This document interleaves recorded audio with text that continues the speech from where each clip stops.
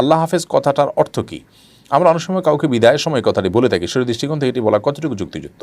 সিজদা দোয়া করার নিয়ম জানতে চাই। ফরজ সালাতের পর সাইদুল ইস্তেগফার পড়া যাবে কিনা? জামাতের সাথে 1, 2, 3, 4 রাকাত মাসবুক হলে কিভাবে আদায় করব? আল্লাহ শাস্তি দিচ্ছেন নাকি পরীক্ষা নিচ্ছেন, কিভাবে বুঝবো? সরকারি ব্যাংকে ও এনজিওতে চাকরি করা নাকি হারাম? বিয়ে কি তাকদীরের আগে থেকেই লেখা থাকে? মেয়ে দেখার উদ্দেশ্যে মেয়ের হাত, পা বা শরীরের অন্য অঙ্গ প্রত্যঙ্গ দেখা যায় যাচ্ছে কিনা? যারা আত্মহত্যা করে তারা তো আল্লাহ তো তাদের মৃত্যু সেভাবে লিখেছেন, তাহলে তারা জান্নাতে যাবে না কেন? প্রসাবের পর কি পর্যাপ্ত পানি ব্যবহার করলেই হবে নাকি টিস্যু বা কুলুক ব্যবহার করা লাগবে? ক্রিম দিয়ে ফর্সা হওয়া কি জায়েজ? খোঁটা দেয়া কি ধরনের পাপ? স্বপ্নে নবী করিম সাল্লাল্লাহু আলাইহি ওয়াসাল্লামকে দেখলে নাকি জাহান্নাম হারাম, তাহা কতটুকু সঠিক? স্ত্রীর কথা মতো হস্তমৈথুন করা যাবে কি না? সিজদার রুকুতে কি কোরআনের দোয়াগুলো পড়া যাবে? জান্নাতে আমরা কোন ভাষায় একে অপরের সাথে কথা বলবো, যেহেতু আমরা বিভিন্ন ভাষাভাষীর মানুষ? কিভাবে অতি শীঘ্রই দোয়া কবুল হয়? শুধুই কি নামাজ নাকি অন্য কোনো নিয়ম আছে?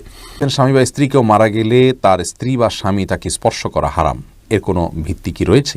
মেয়ে বাচ্চা হলে কি আজান দেওয়া যাবে? আর মেয়েরা কি আজান দিতে পারবে? অনেক সময় ছেলেরা থাকে না। মেয়েদের বিয়ের পর বাবা মা ভাই বোনের প্রতি তাদের দায়িত্ব কর্তব্য কতটুকু? অজু করার পর মেরিল বা লোশন ব্যবহার করে নামাজ হবে কিনা? বিয়েতে মেয়ের বাবা অবর্তমানে অভিভাবক কে? মেয়েরা কি ছেলে ডাক্তার দেখাতে পারবে? আমাদের সমাজে একটা প্রচলন আছে যে মৃত্যুর সময় সিরিয়াল ধরে রোগীর মুখে পানি দেওয়া হয়। রোগী পানি খেতে পারুক আর না পারুক, অনেকে আছেন পানি দিতে না পারলে আফসোসও করেন। প্রিয় দর্শক, অনেক বেশি সময় নিয়ে নিয়েছি আপনাদের প্রশ্ন উত্তরের মূল পর্ব, যে জন্য আমাদের এই আয়োজন। চলুন আমরা সেদিকে চলে যাই। আমার কাছে অনেকগুলো প্রশ্ন এসেছে, এর মধ্যে থেকে একটি প্রশ্ন হলো, রাবেয়া বসরি বোন, আপনি জানতে চেয়েছেন পিরিয়ডের রক্ত নতুন জামায় লাগার পর অনেকবার ধোয়া হলেও দাগ রয়ে যায়, এটা পরে কি নামাজ আদায় করা যাবে? দেখুন, কোনো নাপাক সেটি আমাদের কাপড়ে লাগলে, সেটি প্রবাহমান রক্ত হোক বা অন্য কোনো নাপাক হোক, আমরা সেটিকে ধৌত করব পানি দিয়ে। যথাসম্ভব স্বাভাবিকভাবে একটি কাপড় যেভাবে মানুষ ধোয় ময়লা দূর করার জন্য, ওইভাবে ধোয়ার পরেও যদি তার মধ্যে দাগ থেকে যায়, তাহলে সেক্ষেত্রে তার কারণে সেই কাপড় পরে সালাত আদায় করতে কোনো প্রকার অসুবিধা হবে না। অর্থাৎ আমরা রক্তের কথাই যদি বলি, যে রক্তের দাগ একটুখানি রয়ে গেছে, অনেক ধুয়েছি, আমি সাবান দিয়ে ধুয়েছি, বা সচরাচর ময়লা দূর করার জন্য যেভাবে কাপড় ধোয়া হয় সেভাবে আমি ধুয়েছি, তারপরেও দাগ যদি থেকে যায়, তার কারণে সেই কাপড় পরে সালাত আদায় করতে কোনো প্রকার নিষিদ্ধ হবে না। কারণ আল্লাহ রাব্বুল আলামিন বলেছেন আমাদেরকে, ফাত্তাকুল্লাহ মাস্তাতা'তুম, তোমরা আল্লাহকে ভয় করো যতটুকু তোমাদের সাধ্যকুলা। বিধায় আপনি কাপড় চোপড় ধোবেন স্বাভাবিকভাবে, যতটুকু ধুয়ে থাকেন ময়লা দূর করার জন্য ততটুকু, এরপরেও যদি থেকে যায় তাহলে সেক্ষেত্রে আপনার আর এক্ষেত্রে কোনো গুনাহ হবে না ইনশাআল্লাহ, যেহেতু এখানে আপনার কিছু করার নেই। শাহ আলম, আপনি জানতে চেয়েছেন সিজদায় দোয়া করার নিয়ম জানতে চাই। সিজদায় দোয়া করবেন, আপনি স্বাভাবিকভাবে দোয়া করবেন, এখানে তো দোয়ার মধ্যে হাত তোলার প্রশ্নই ওঠে না, যেহেতু সিজদায় আপনার হাত জমিনে থাকবে, ফ্লোরে থাকবে। সেক্ষেত্রে আপনি আল্লাহর রাব্বুল কাছে মনে মনে দোয়া করবেন, মুখেও দোয়া করতে পারেন, বিশেষ করে নফল সালাতে যত বেশি সম্ভব দোয়া করবেন। রাসূল করিম সাল্লাল্লাহু আলাইহি ওয়াসাল্লাম বলেছেন, সহিহ মুসলিম হাদিসে বর্ণিত হয়েছে, আকরাবু মা ইয়াকুনুল আবদু মিন রাব্বিহি ওয়া হুয়া সাজিদ, বান্দা আল্লাহ তাআলার সবচেয়ে নিকটে যেতে পারে সিজদা অবস্থায়, যার কারণে ফাকসিরু ফীহি মিনাদ দুআ, তোমরা সিজদায় যখন থাকবে আল্লাহর কাছে বেশি বেশি করে দোয়া করবে, বেশি বেশি করে চাইবে। এজন্য সিজদা বেশি বেশি করে আল্লাহর কাছে চাওয়া উচিত। আল্লাহর সবচেয়ে কাছে গিয়ে যদি আল্লাহর কাছ থেকে আপনি কিছু চেয়ে নিতে চান, তাহলে সিজদা গিয়ে আল্লাহর কাছে দোয়া করবেন। বিশেষ করে নফল নামাজে, তাহাজ্জুদে বা অন্যান্য সময় সিজদা পড়ে নামাজের মধ্যেই আপনি আল্লাহর কাছে দোয়া করবেন। কোরআন হাদিসের দোয়া বর্ণিত তো অবশ্যই দোয়াগুলো করতে পারেন, কোরআনের দোয়া, হাদিসে বর্ণিত দোয়া, মাতৃভাষায়ও দোয়া করতে পারবেন। এই মতটি অধিকতর শক্তিশালী এবং উলামাদের মত। যদি অনেক উলামা একরাম বলেছেন যে না, সলাতের মধ্যে মাতৃভাষায় দোয়া চলবে না, কোরআন হাদিস বর্ণিত দোয়া করবেন এবং মনে মনে আপনি দোয়া করতে পারেন। এবারে কারোর দ্বিমত নেই, আপনি তাসবিহ সুবহান রাব্বিয়াল আলা বলছেন, আর এদিকে আপনি আপনার আকীদাগুলো মনে মনে পেশ করছেন। আল্লাহ তাআলা যেহেতু মনে খবর রাখেন, সেটিও জায়েজ রয়েছে। এরপরে যে প্রশ্নটি আমি দেখতে পাচ্ছি তা হলো মোহাম্মদ ইউনুস মিয়া, আপনি জানতে চেয়েছেন, আমাদের সমাজে একটা প্রচলন আছে যে মৃত্যুর সময় সিরিয়াল ধরে রোগীর মুখে পানি দেওয়া হয়, রোগী পানি খেতে পারুক আর না পারুক, অনেকে আছেন পানি দিতে না পারলে আফসোসও করেন। ভাই ইউনুস, অনেক গুরুত্বপূর্ণ প্রশ্ন আপনি করেছেন। রোগীর মুখে পানি দিতে পারা, এটাকে আমরা মনে করি যে তার সেবা করতে পারলাম, তার পাশে দাঁড়াতে পারলাম। রোগীর যদি পানের প্রয়োজন না থাকে, তবুও যদি পানি দেওয়া হয়, তাহলে তো সেবা হলো না, বরং এটা রোগীকে কষ্ট দেওয়া হলো। অতএব যদি সবাই এরকম সিরিয়াল ধরে রোগীর মুখে পানি দেয় আর কেউ পানি দিতে না পারে, তাহলে তার খুশি হওয়া উচিত যে রোগীকে আযাব দেওয়া, তাকে কষ্ট দেওয়ার থেকে অন্তত আমি বাঁচতে পারলাম। এটি সন্দেহিতভাবে আমাদের একটা কুসংস্কার। আমাদের অনেকেই মনে করেন যে মৃত্যুর আগে তার মুখে পানি দিতে পারলে বোধহয় আমি একটা কিছু করে ফেললাম। না, কোরআন হাদিসে কোথাও এরকম কোনো কাজের প্রশংসা করা হয়নি। রোগীর জন্য যেটা প্রয়োজন সেটা আপনাকে করতে হবে। রোগীর সেবা করতে হবে, রোগীর শুশ্রূষা করতে হবে, রোগীর সাথে দেখতে যেতে হবে, এগুলো সবগুলো সুন্নাহ এবং গুরুত্বপূর্ণ ইবাদত, কোনো কোনো ক্ষেত্রে গিয়ে ওয়াজিব পর্যন্ত হয়ে যায়। যার কারণে এই কাজগুলো আপনি করবেন, কিন্তু যখন যেটা প্রয়োজন, মুখে পানি দেওয়ার প্রয়োজন, কেউ একজন দিয়েছেন, আলহামদুলিল্লাহ যথেষ্ট, আপনি অন্য কিছু করেন, ওইটাই করতে হবে বা ওইটা করলে বিশেষ কোনো ফজিলত হবে এমন কোনো কথা কিন্তু নাই। এরপরে খাদিজা নিজুম আপনি জানতে চেয়েছেন মেয়েরা কি ছেলে ডাক্তার দেখাতে পারবে? মেয়েরা ছেলে ডাক্তার দেখাতে পারবেন যদি মেয়েদের জন্য কোনো মেয়ে ডাক্তার অ্যারেঞ্জ না থাকে, তাহলে সেক্ষেত্রে ছেলে ডাক্তার তিনি দেখাতে পারবেন। এবং দেখানোর ক্ষেত্রে যতটুকু তার ডাক্তারকে দেখানোর প্রয়োজনে পর্দা বিধান লঙ্ঘন করতে হয়, যতটুকু করতে হয়, ফর এক্সাম্পল তার হাতে কোথাও ঘা পাচড়া হয়েছে, তাহলে শুধু হাতটা দেখালেই চলছে, তিনি মুখাবয়ব তার সামনে উন্মুক্ত করবেন না। অথবা শরীরের যে কোনো অংশ, যেখানে যে অংশটা তাকে না দেখালেই নয়, শুধুমাত্র সেই অংশটা উন্মুক্ত করবেন, এক। আর দ্বিতীয়ত হলো ডক্টরের চেম্বারে যখন যাবেন তখন ডক্টর এবং ওই ভদ্রমহিলা যিনি রোগিণী হয়ে গিয়েছেন তারা দুজন ছাড়া অন্য কোনো ব্যক্তির সাথে থাকতে হবে। আজকাল অবশ্য নার্স থাকেন, তা না থাকলে আপনার সাথে কেউ না কেউ থাকতে হবে, কারণ লা ইয়াখলুহান রাজুলুন বিমরাআতিন হাদিসে আসছে একজন নারী একজন পুরুষ নির্জনে একাকী কোনো কক্ষে অবস্থান করবে না। এটি গুনাহের কাজ, কারণ একাকী নির্জনে কোথাও অবস্থান করলে শয়তান তাদের মনের মধ্যে বাজে চিন্তার উদ্রেক ঘটিয়ে থাকে। এরপরে জারিন তাসনিম আপনি জানতে চেয়েছেন বিয়েতে মেয়ের বাবা অবর্তমানে অভিভাবক কে? মেয়ের বাবা যদি না থাকেন, মারা যান, অথবা তার কোনো খোঁজ খবর না নেন, অথবা তিনি তা নিরুদ্দেশ থাকেন, অর্থাৎ মেয়ের বাবা এক কথায় না থাকেন যদি, তাহলে সেক্ষেত্রে মেয়েকে বিয়ে দেওয়ার জন্য দ্বিতীয় অভিভাবক হলেন মেয়ের বড় ভাই, মেয়ের দাদা যদি তিনি বেঁচে থাকেন, অথবা বড় ভাই, অথবা চাচা, তাদের কেউ একজন অভিভাবক হবেন ধারাবাহিকভাবে। আর যদি এরকম নিকটাত্মীয় কেউই না থাকে, তাহলে সেক্ষেত্রে মহল্লার মসজিদের ইমাম সাহেব বা কোনো দিনদার মানুষ তিনি তাকে অভিভাবক হয়ে বিয়ে দিতে পারবেন। এরপরে আমি যে প্রশ্নটি দেখতে পাচ্ছি তা হলো মজিদুল হক আপনি জানতে চেয়েছেন অজু করার পর মেরিল বা লোশন ব্যবহার করে নামাজ হবে কিনা? হবে, কোনো অসুবিধা নেই। মেরিল বা লোশনে এমন কোনো উপাদান নেই যেটি নাপাক, যা ব্যবহার করলে আমাদের শরীরে নাপাক হয়ে যাবে, যার কারণে এটি ব্যবহার করে সালাত আদায় করলে কোনো অসুবিধা নেই। যে কোনো পেট্রোলিয়াম জেলি, তেল, এর যে কোনোটি আপনি ব্যবহার করতে পারেন, করে আপনি সালাত আদায় করতে পারেন, কোনো অসুবিধা নেই। এরপরে মুরসালিন সরকার আপনি জানতে চেয়েছেন জামাতের সাথে 1, 2, 3, 4 রাকাত মাসবুক হলে কিভাবে আদায় করব? 1, 2 বা 4 রাকাত, 3 রাকাত সালাত যদি আপনার ছুটে যায়, ইমাম সালাম ফেরানোর পর আপনি যখন সালাতগুলো আদায় করবেন, এগুলোতে আপনি কেরাত পড়বেন কিনা?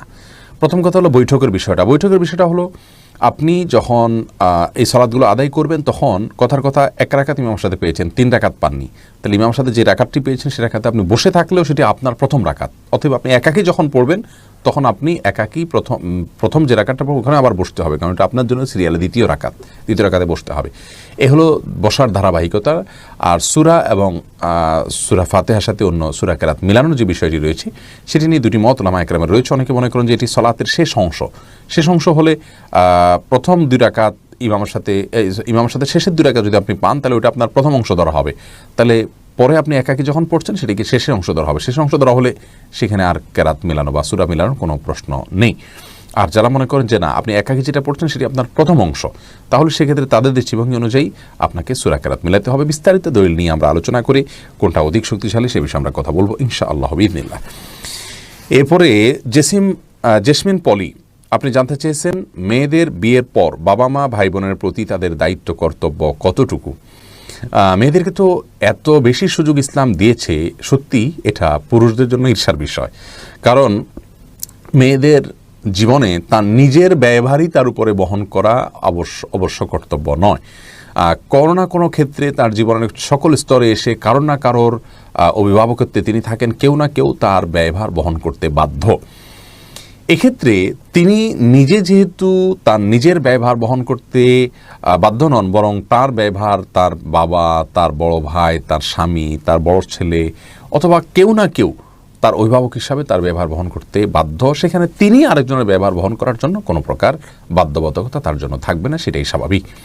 আর মাসআলাটা এরকমই, অর্থাৎ মেয়েদের বিয়ের পর মা বাবা ভাই বোনদের প্রতি তাদের বিশেষ কোনো কর্তব্য নেই, অর্থাৎ ফিনান্সিয়াল কোনো কিছু তাদেরকে সাপোর্ট করা জরুরি না। তবে হ্যাঁ, এজ এ আত্মীয় তাদের খোঁজ খবর নেওয়া, তাদের বিপদে তাদের পাশে যেভাবে সম্ভব হয় তার সাধ্যে যেটুকু আছে সেটুকু নিয়ে দাঁড়ানো, তাদের সহমর্মিতা দেখানো, তাদের সাথে সম্পর্ক রক্ষা করে চলা, সুসম্পর্ক বজায় রেখে চলা, এগুলো সবগুলো কিন্তু আত্মীয়তার বন্ধন হিসাবে, বন্ধন রক্ষার প্রয়োজনের তাগিদে এগুলো সবগুলো করা কিন্তু অবশ্য কর্তব্য, সেগুলো অবশ্যই করতে হবে।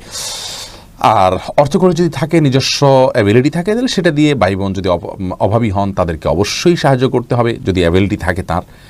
এটা তার নৈতিক বিষয়, কিন্তু শরিয়াত তাকে এর জন্য বাধ্যবাধকতা দেয়নি। এরপর সোহাইব মোহাম্মদ আপনি জানতে চেয়েছেন, স্বামী বা স্ত্রী কেউ মারা গেলে তার স্ত্রী বা স্বামী তাকে স্পর্শ করা হারাম, এর কোনো ভিত্তি কি রয়েছে? ভাই সোহাইব, এর ভিত্তি আছে। আর ভিত্তিটা হলো হানাফি মাযহাব অনুযায়ী উলামায়ে আহনাফ তাদের দৃষ্টিভঙ্গি হলো যে মৃত্যুর সঙ্গে সঙ্গে স্বামী স্ত্রীর মধ্যে আর বৈবাহিক সম্পর্ক থাকে না। তারা মনে করেন যে বৈবাহিক সম্পর্কের এন্ডিং হয়ে যায় মৃত্যুর মাধ্যমে।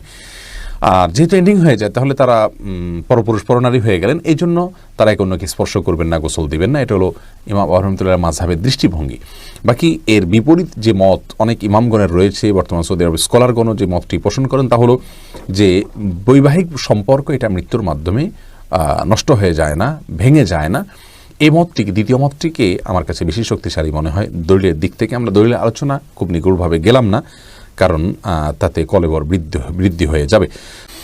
মারুফা প্রেমা আপনি জানতে চেয়েছেন কিভাবে অতি শীঘ্রই দোয়া কবুল হয়, শুধুই কি নামাজ নাকি অন্য কোনো নিয়ম আছে? দেখুন, দোয়া কবুলের জন্য সবচেয়ে বড় বিষয় হলো তাড়াহুড়ো করা যাবে না। আপনি কিন্তু প্রশ্নই করেছেন যে শীঘ্রই দোয়া কবুল হয়। শীঘ্রই বা কুইক দোয়া কবুলের কোনো ভার্সন নেই যে এটা আপনার স্পেশাল সার্ভিস, আপনার এখানে কুইক সার্ভিস আছে, এরকম না। বরং দোয়া স্বাভাবিক গতিতে কবুল হবে। আপনি যে বিষয়টাকে খুব দ্রুত চাচ্ছেন, আপনি কি জানেন যে সে বিষয়টা আপনার জন্য কল্যাণকর কিনা? আপনি নিশ্চিত না, আমরা কেউ নিশ্চিত নই। আমরা মনে করি যে এই জিনিসটা আমার এখনই পাওয়া দরকার, পেলেই আমার ভালো হবে, অথচ হতে পারে সেটি পেলে আমার অকল্যাণ হবে। এজন্য তাড়াহুড়ো না করে আল্লাহর রহমানের কাছে দোয়া করা উচিত স্বাভাবিকভাবে। দোয়া কবুলের যে শর্তগুলো আছে, হালাল ভক্ষণ, আল্লাহর প্রতি কায় মনোবাক্যে দোয়া করা, আন্তরিকতার সাথে দোয়া করা, বিনয়ের সাথে দোয়া করা, কেঁদে কেঁদে দোয়া করা, নবীর প্রতি দুরূদ পাঠ করা দোয়ার মধ্যে, এই সব শর্তগুলো পূরণ করে আপনি দোয়া করবেন, ইনশাআল্লাহ আল্লাহ তাআলা দোয়া বিফলে দিবেন না। আর কোনো জিনিস আপনার আশু প্রয়োজন হয়, আপনি সেটাকে আল্লাহর কাছে বিশেষভাবে সেভাবে পেশ করতে পারেন। আল্লাহ জিনিসটা আমার এই মুহূর্তে হলে আমার জন্য কল্যাণকর বলে আমি মনে করছি, আপনি এটা দান করেন, এবার আপনি দোয়া করতে পারেন। কিন্তু কুইক হওয়ার জন্য বিশেষ কোনো ভার্সন নেই। হ্যাঁ, দোয়া কবুলের নিশ্চয়তার জন্য আপনি দোয়া কবুলের জায়গাগুলো, দোয়া কবুলের সময়গুলোকে আপনি প্রায়োরিটি দিবেন। যে সময়গুলো দোয়া কবুল হয় সেগুলো দোয়া বিশেষ করে করবেন। নূরনাহার মিত আপনি জানতে চেয়েছেন, জান্নাতে আমরা কোন ভাষায় একে অপরের সাথে কথা বলবো, যেহেতু আমরা বিভিন্ন ভাষাভাষীর মানুষ? দেখুন, একটি দাইফ হাদিস থেকে জানা যায় যে জান্নাতীদের ভাষা হবে আরবি। হাদিসটিকে কোনো কোনো মুহাদ্দিসগণ জাল পর্যন্ত বলেছেন, অর্থাৎ আহিবুল আরব আলী সালাস ফাইন্নি আরবি ওয়াল কোরআন আরবি ওয়া কালামু আহলিল জান্নাতে আরবি। তোমরা আরবকে ভালোবাসো, আরবিকে ভালোবাসো তিন কারণে, কারণ আমি আরবি, জান্নাতের ভাষাদের কথা হবে আরবি এবং কোরআন আরবি। এরকম কথা রাসূল আকরাম সাল্লাল্লাহু আলাইহি ওয়াসাল্লাম বলেছেন বলে একটি হাদিস পাওয়া যায়, কিন্তু সেই হাদিসটি বিশুদ্ধ নয়, বিশুদ্ধর মানদণ্ড উত্তীর্ণ নয়। জান্নাতীদের ভাষ্য, কথোপকথন, অন্যান্য বিভিন্ন বর্ণা থেকে বোঝা যায় আরবিতে হবে। আল্লাহ তাআলা সেটা স্বয়ংক্রিয়ভাবে সবাইকে জানিয়ে দিবেন, সবাই স্বয়ংক্রিয়ভাবে জানবে যারা যাবে সেখানে। তবে এটিও চূড়ান্তভাবে বলা কঠিন, ভিন্ন কোনো কিছু এক্ষেত্রে হতে পারে। আল্লাহ রাব্বুল আলামিন জান্নাতে আসলে কি রেখেছেন, প্রত্যেকে যার যার মতো করে কথা বলবে, কিন্তু সবাই সবাইটা বুঝবে এমন হতে পারে। কারণ জান্নাতে আল্লাহ তাআলা যা রেখেছেন সে সম্পর্কে হাদিসে কুদসি তিনি বলেছেন, আ'দাতু লি'ইবাদিয়াস সালিহিনা মা লা আইনুন রাআত ওয়া লা উযুনুন সামিআত ওয়া লা খাতারা আলা কলবি বাশার। আমি জান্নাতীদের জন্য যা রেখেছি তাকে কোনো কল্পনাও করেনি, দেখেওনি, শুনেওনি তার কোনো বিবরণ। এরপরে ফারজানা সুলতানা আপনি জানতে চেয়েছেন, আল্লাহ শাস্তি দিচ্ছেন নাকি পরীক্ষা নিচ্ছেন, কিভাবে বুঝবো? খুবই কঠিন ভাই বোন ফারজানা। আমাদের জীবনে কোনো বিপদ আসলে সেটি একইভাবে আল্লাহর পক্ষ থেকে পরীক্ষা হতে পারে। আল্লাহ আমাদেরকে পরীক্ষা করছেন, এমনটি হতে পারে আমরা কি করি, আমরা সবর করতে পারি কিনা। আবার একই সঙ্গে আমাদের কোনো কৃতকর্মের জন্য শাস্তি আল্লাহ তাআলা দিচ্ছেন, দুনাল আযাবিল আকবার, বড় শাস্তির আগে ছোট শাস্তি দিয়ে আল্লাহ আমাদেরকে সতর্ক করতে চাইছেন, এমনটিও হতে পারে। তো কোন দৃষ্টিকোণ থেকে কোন বিপদটি এসছে, কোন সমস্যাটি এসছে, সেটি কিন্তু আমাদের কারোরই বলার কোনো সুযোগ নেই, যেহেতু নবী নেই, ওহীর দুয়ার নেই, আল্লাহর এই বিষয়টিকে জানার কোনো উপায় নেই। আমরা স্বাভাবিকভাবে এটিকে দুইটারই সম্ভাবনা রয়েছে, সেই জায়গা থেকে বিপদে পড়লে আমরা ইস্তেগফার করব এবং ধৈর্যের পরীক্ষায় উত্তীর্ণ হওয়ার জন্য প্রয়াস চালাবো। এরপর আয়াত ইসলাম আপনি জানতে চেয়েছেন, আচ্ছা মেয়ে বাচ্চা হলে কি আজান দেওয়া যাবে, আর মেয়েরা কি আজান দিতে পারবে? অনেক সময় ছেলেরা থাকে না। মেয়ে বাচ্চা হলেও আজান দিবেন। আর আজান দেওয়া সম্পর্কিত হাদিসগুলো আসলে খুব বেশি যে শক্তিশালী তা নয়, বরং বিন বাজ রাহিমাহুল্লাহ আজান বাচ্চার নবজাতকের ভূমিষ্ঠ হওয়ার পর তার কানে আজানের বিষয়ে হাদিসগুলোকে অ্যানালাইসিস করে বলেছেন বেশিরভাগ হাদিস জয়ীফ, কিন্তু অনেকগুলো হাদিস বর্ণিত হয়েছে এটা করা যেতে পারে। ফজিলতের মতো বিষয়, হাদিসের জফের যে মাত্রা তাতে এটা করা যেতে পারে, খুব বেশি গুরুত্বপূর্ণ না হলে এটা করা যেতে পারে। তবে মেয়েরা নাও, ছেলেরাই আজান দিবেন এবং মেয়ের বাচ্চা হলেও আজান দিবেন, পৃথক করা হয়নি হাদিসের ছেলে মেয়ে আলাদা করে। নোমান শাহ আপনি জানতে চেয়েছেন, স্বপ্নে নবী করিম সাল্লাল্লাহু আলাইহি সাল্লামকে দেখলে নাকি জাহান্নাম হারাম, তাহা কতটুকু সঠিক? দেখুন, এ বিষয়ে হাদিস রয়েছে দাইফ। আর দ্বিতীয়ত হলো যে রাসূল আকরাম সাল্লাল্লাহু আলাইহি সাল্লামকে আমরা স্বপ্নে দেখলে তিনি রাসূল আকরাম সাল্লাল্লাহু আলাইহি সাল্লাম কিনা এটা নিশ্চিত হওয়া কঠিন। যদিও একটি হাদিস রয়েছে রাসূল আকরাম সাল্লাল্লাহু আলাইহি সাল্লাম বলেছেন, কেউ আমাকে স্বপ্নে দেখলে সে অবশ্যই আমাকে স্বপ্নে দেখেছে, কারণ শয়তান আমার আকৃতিকে ধারণ করতে পারে না।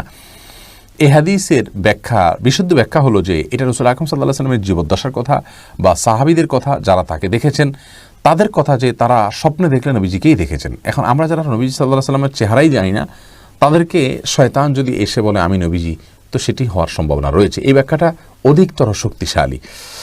তবে হ্যাঁ, তাকে যদি স্বপ্নে কেউ দেখতে পারেন তো সেটা সন্দেহভাবে তার জন্য একটা ভালো আলামত, এবং রাসূল আকরাম সাল্লাল্লাহু আলাইহি সাল্লামের ভালোবাসা তার অন্তরে রয়েছে, তার সুন্নতের প্রতি তার আগ্রহ রয়েছে। এটি যেমন হতে পারে তেমনিভাবে এর মাধ্যমে তিনি অনুপ্রাণিত হতে পারেন, কিন্তু এটা জরুরি নয় যে তাকে স্বপ্ন দেখলে তিনি অরিজিনালি দেখেছেন আর তাকে দেখলেই জান্নাত ওয়াজিব হয়ে যাবে, এটি বিশুদ্ধ নয়। জাহিদুল ইসলাম তালুকদার জানতে চেয়েছেন, সিজদা আর রুকুতে কি কোরআনের দোয়াগুলো পড়া যাবে? দেখুন, সিজদা এবং রুকুতে কোরআনের বর্ণিত আয়াত আপনি পড়বেন না। বিশেষ করে সিজদাতে রাসূল আকরাম সাল্লাল্লাহু আলাইহি ওয়াসাল্লাম সালাতের মধ্যে আপনার সিজদাতে কোরআনে কারীম তেলাওয়াত করতে নিষেধ করেছেন। তবে দোয়ামূলক যে সমস্ত আয়াতগুলো আছে, যেগুলো নিছক দোয়া, সেই আয়াতগুলো আপনি পাঠ করতে পারবেন দোয়া হিসাবে, কোরআনের তেলাওয়াতের অংশ হিসাবে নয়। এরপরে মানিরুল ইসলাম জানতে চেয়েছেন, মেয়ে দেখার উদ্দেশ্যে মেয়ের হাত পা বা শরীরের অন্য অঙ্গ প্রত্যঙ্গ দেখা যায় আছে কিনা। দেখুন, রাসূল করিম সাল্লাল্লাহু আলাইহি ওয়াসাল্লাম বলেছেন, বিবাহের প্রস্তাব যদি কেউ কাউকে দেয় সে যেন ফানজুর ইলাইহা, সেই তাকে নবী সাল্লাল্লাহু আলাইহি ওয়াসাল্লাম নির্দেশ করেছেন, তুমি বিবাহের প্রস্তাব দিয়েছো তাহলে তাকে দেখে নাও। এই জন্য দেখে নেওয়াটা এটা দোষণীয় বিষয় নয়। আর কোনো ত্রুটি আছে কিনা সেজন্য দেখে নেওয়া যেতে পারে। নবী সাল্লাল্লাহু আলাইহি ওয়াসাল্লাম এক সাহাবীকে বলেছেন যে ফানজুর ইলাইহা ফাইন্না ফি আয়ুনিল আনসারি শাইআ। কোন এক আনসারি মেয়েকে বিয়ের প্রস্তাব করেছেন একজন মুহাজির সাহাবী, তখন তিনি বলেছেন যে তুমি সেই মেয়েকে দেখে নাও, কারণ আনসারি মেয়েদের চোখের মধ্যে কিছুটা সমস্যা, ঘোলাটে ভাব বা এরকম কিছু একটা আছে, তোমার ভালো লাগে কিনা তুমি দেখে নাও। এই জন্য হাদিস থেকে বোঝা গেল যে নারীদের স্বাভাবিক যে সমস্ত অঙ্গ প্রত্যঙ্গগুলো তারা খোলা রাখেন, হাত পা মুখাবয়ব, এগুলো একজন পুরুষ বিয়ের উদ্দেশ্যে দেখতে পান। ঠিক একইভাবে মেয়েও ছেলেকে দেখতে পারেন। সাবিহা জুই আপনি জানতে চেয়েছেন, সরকারি ব্যাংকে ও এনজিওতে চাকরি করা নাকি হারাম? না, এনজিওতে চাকরি করা হারাম এ কথাটি সঠিক নয়। এনজিওতে আপনি কোন পদে চাকরি করছেন, কি কাজ করছেন, সেটা হলো মুখ্য বিষয়। আপনার কাজটা যদি কোনো হারাম কাজ না হয় তাহলে সেক্ষেত্রে আপনি আপনার কাজের বিনিময়ে পারিশ্রমিক নিতে পারেন।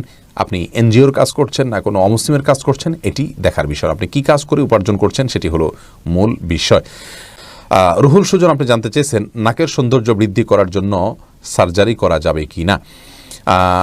সৌন্দর্য বৃদ্ধি করার জন্য সার্জারিতে যদি ব্যাপক কোনো সৃষ্টিগত পরিবর্তন না হয়, ছোটোখাটো কোনো পরিবর্তন হয়, তাহলে সেক্ষেত্রে সেটি জায়েজ হবে। আর যদি কোনো ত্রুটি থাকে, সেটা ত্রুটিটা দূর করার জন্য সার্জারি করেন, প্লাস্টিক সার্জারি বা অন্য কিছু, তাহলে সেটি জায়েজ রয়েছে। আল্লাহ হাফেজ কথাটার অর্থ কী? আমরা অনেক সময় কাউকে বিদায়ের সময় কথাটি বলে থাকি, সেই দৃষ্টিকোণ থেকে এটি বলা কতটুকু যুক্তিযুক্ত। কাউকে বিদায়ের সময় নবী করিম সাল্লাল্লাহু আলাইহি ওয়াসাল্লামের সুন্নাহ ছিল আস্তাউদিউল্লাহ দীনাকুম ওয়া আমানাতাকুম ওয়া খাতিমা আমালিকুম, এরকম দোয়া করা, যার অর্থ হলো তোমার দিন কে আমি আল্লাহর উপরে ন্যস্ত করছি, আল্লাহর কাছে আমানত রাখছি, আল্লাহ যেন তোমার দিনকে হেফাজত করেন এবং তোমার আমানতকে হেফাজত করেন এবং তোমার শেষ পরিণতি কাজ যেন ভালো হয়, সেজন্য তোমার জন্য দোয়া করছি। অতএব সংক্ষেপে বললে আপনি আস্তাউদিউল্লাহ, তোমাকে আমি আল্লাহর কাছে আমানত হিসাবে ন্যস্ত করছি, আল্লাহর হেফাজতে রাখছি, এরকম বলাটা হলো সুন্নাহ। এটি হলো সুন্নাহ সম্মত দোয়া। আমরা এটাই বলবো, আস্তাউদিউল্লাহ বলবো, আল্লাহ হাফেজ বলার চাইতে এটাই বলা উত্তম, কারণ এটি সুন্নাহ। আল্লাহ হাফেজ বলা সুন্নাহ নয়। কিন্তু যদি কেউ আল্লাহ হাফিজ বলেন তাতে কোনো গুনাহ হবে না। আল্লাহ হাফিজ শব্দের অর্থটা খারাপ নয়, এটার অর্থ হলো যে আল্লাহ সংরক্ষণকারী, অর্থাৎ তুমি যাচ্ছ আল্লাহর হেফাজতে, আল্লাহর সংরক্ষণকারী, উদ্দেশ্যটাই হয়। কিন্তু সরাসরি সুন্নাহর উপর আমল করা অবশ্যই উত্তম এবং ভালো। এমডি খালিল মির্জা আপনি জানতে চেয়েছেন, স্ত্রীর কথা মতো হস্তমৈথুন করা যাবে কি না। স্ত্রী হস্তমৈথুন করতে কেন বলবেন? যদি কোনো স্ত্রী হস্তমৈথুন করতে বলেন তাহলে এটা অসুস্থতা, এটি জায়েজ নয়। কোরআনে কারিমে আল্লাহ বলেছেন যে মানুষের যৌন চাহিদাকে চরিতার্থ করবার জন্য আল্লাহ বৈধ যে পথ রেখেছেন, স্বামী স্ত্রীর যে মিলনের পথ রেখেছেন, এবং বৈধ পথ ছাড়া অন্য কোনো উপায় যদি কেউ তার যৌন চাহিদাকে চরিতার্থ করে, আল্লাহ তাআলা বলেছেন ফাউলাইকামুল আদুন, তারা সীমা লঙ্ঘনকারী। সূরা মুমিনুনের শুরুর দিকের আয়াত থেকে বোঝা গেল যে হাত দিয়ে যদি কেউ বীর্যপাত করে তাহলে সে সীমা লঙ্ঘনকারী, কারণ এটি কোনো সুস্থ বা স্বাভাবিক পদ্ধতি নয়। বিধায় স্ত্রী চাইলেও তার হস্তমৈথুন করা জায়েজ নাই। হ্যাঁ, যদি কেউ এমন কোনো জায়গায়, এমন কোনো কঠিন সিচুয়েশনের মধ্যে পড়ে গেছেন, যে এমন পরিবেশে আছেন যে এখানে তিনি তার যৌন চাহিদা যদি তিনি কোনোভাবে অবদমন না করেন তাহলে জিনায় লিপ্ত হয়ে যাবেন, তাহলে সেক্ষেত্রে কোনো ফকিগণ ওই ব্যক্তির জন্য ওই সময়ে হস্তমৈথুনকে জায়েজ বলেছেন। আর স্ত্রীর হাত ব্যবহার করে হস্তমৈথুনকে অনেক উলামা ইকরাম জায়েজ বলেছেন, যদি মাসিকের কারণে বন্য কারণে স্ত্রীর সহবাস না করতে পারে এবং না করতে পারার কারণে গুনাহে লিপ্ত হয়ে যাওয়ার আশঙ্কা থাকে সেই ক্ষেত্রে। বাকি স্ত্রীর নির্দেশে স্বামী নিজে হস্তমৈথুন করা কোনো অবস্থাতে জায়েজ নয়। এরপরে আদনান সাঈদ আপনি জানতে চেয়েছেন প্রস্রাবের পর কি পর্যাপ্ত পানি ব্যবহার করলেই হবে নাকি টিস্যু বা কুলুক ব্যবহার করা লাগবে? দুইটাই ব্যবহার করা হাদিস দ্বারা প্রমাণিত রয়েছে, আপনি দুইটাই ব্যবহার করতে পারেন। তবে সাধারণ অবস্থাতে, স্বাভাবিক অবস্থা শুধু পানি ব্যবহার করলেই আপনি পাক হয়ে যাবেন যদি পেশাবের ধারা বন্ধ হয়ে যায়। এরপরে শিম্মি আক্তার জানতেছেন ক্রিম দিয়ে ফর্সা হওয়া কি জায়েজ? আজকাল অনেকে এটি করছেন, এটি নানা কারণে না জায়েজ। প্রথমত এটি প্রতারণা, দ্বিতীয়ত আমি যতটুকু জানি এটি স্বাস্থ্যের জন্য কোনো উপকারী বিষয় নয়, তৃতীয়ত লা তাবদিলা লি খালকিল্লাহ, এটার সরাসরি এটার মধ্যে না পড়লেও অনেকটা আপনার সে জাতীয় কাজ হয় ক্রিম দিয়ে ফর্সা নিজেকে করার যে কসরত, তার মাধ্যমে। অতএব এটি না করাই হবে উচিত এবং উত্তম কাজ। ফাতেমা খাতুন আপনি জানতে চেয়েছেন ফরজ সালাতের পর সাইদুল ইস্তেগফার পড়া যাবে কিনা? আপনি পড়তে পারেন, এমনিতে আপনার মনে চাইলে ইস্তেগফারের অংশ হিসাবে আপনি পড়লেন, কিন্তু নিয়ম করে আপনি যদি পড়েন এবং সবসময় পড়তে থাকেন, এটাকে যদি আপনি সালাতের আবশ্যক কোনো কাজ মনে করেন তাহলে সেক্ষেত্রে এটি জায়েজ হবে না, বরং এটি সকাল সন্ধ্যার একটি আমল। সকাল সন্ধ্যায় অর্থাৎ সকালে এবং সন্ধ্যায় আপনি সাইদুল ইস্তেগফার পাঠ করবেন। ফায়েজ আহমেদ জানতেছেন মালদ্বীপ থেকে পায়ের নখে কি মেহেদি দেওয়া যাবে? দিতে পারেন মেহেদি। অনেকে মনে করেন যে যেহেতু দাড়িতে চুলে দেওয়া হয় অতএব পায়ে দেওয়া যাবে না, দেওয়া যাবে, অসুবিধা নেই, কিন্তু পুরুষরা নয়, মেয়েরা মেহেদি ব্যবহার করবেন।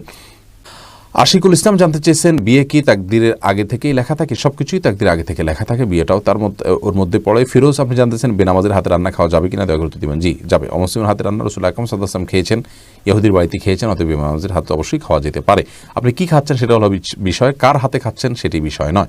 হালাল খেয়ে থাকলে খারাপ মানুষের হাতেও খেতে পারেন, রান্না করাও খেতে পারেন, আর হারাম যদি খান তাহলে ভালো মানুষ রান্না করে দিলে তার হাতের খাওয়াও খেতে পারেন না। সাদিয়া ইসলাম আপনি জানতেছেন যারা আত্মহত্যা করে তারা তো আল্লাহ তো তাদের মৃত্যু সেভাবে লিখেছেন, তাহলে তারা জান্নাতে যাবে না কেন? দেখুন, আল্লাহ তাদের মৃত্যু সেভাবে লিখেছেন, বিষয়টা এইভাবে নয়, বরং আল্লাহ তাআলা তাকে ওই পর্যন্ত হায়াত দিয়েছেন। আর অবশ্যই আল্লাহর নির্দেশ ছাড়া, আল্লাহর সৃষ্টি ছাড়া কোনো কিছুই হয় না, তার মৃত্যুটাও আল্লাহর সৃষ্টি।